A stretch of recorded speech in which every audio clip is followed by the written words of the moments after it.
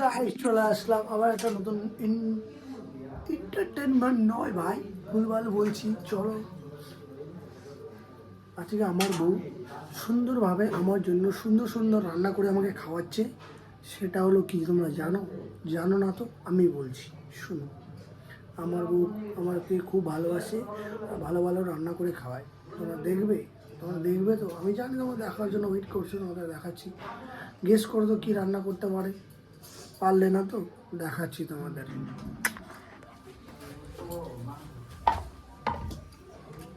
কি রান্না করছো তুমি? স্পেশাল জিনিস। কি স্পেশাল এটা রান্না হচ্ছে তোমার? বলা তো তুমি কি?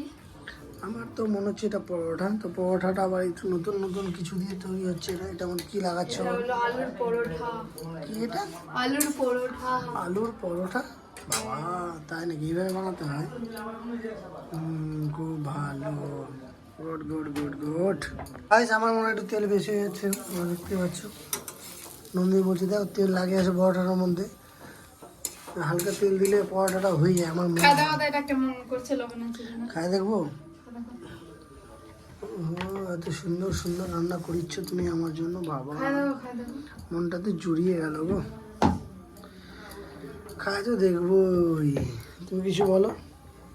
কে কে খাবে চলে আসো। বাস এতটুকুই? চলে আসো ফটাফট আমার রুমে।